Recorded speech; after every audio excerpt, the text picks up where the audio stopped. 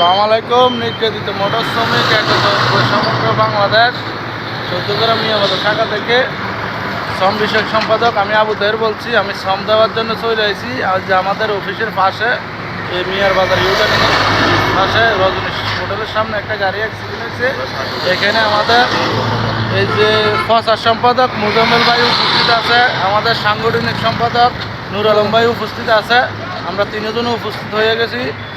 তারপরে আমাদের এই যে রেখার অলরেডি চলে আসছে, গাড়ি উদ্ধার করার জন্য রেখা চলে আসছে, রেখা লাগাইতেছে। আমরা তিনি থাকি ওনাদের জন্য সহযোগিতা করতে আছি।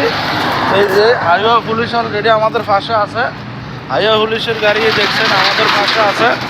অলরেডি গাড়ি রেখা লাগাইছি, এই যে উদ্ধারের কাজ চলতে আছে। আমরা যথেষ্ট পরিমাণ চেষ্টা করে ওনাদেরকে সহযোগিতা করার জন্য করে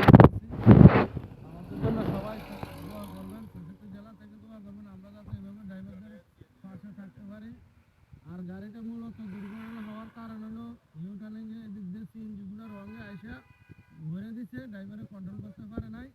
এই জন্য মূলত সিএনজির কারণে দুর্ঘটনাটা হয়েছে।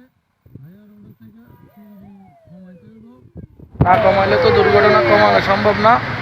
এই হলো পরিস্থিতি। কিছু কর না, এই না আমি কিছু করা লাগবে না।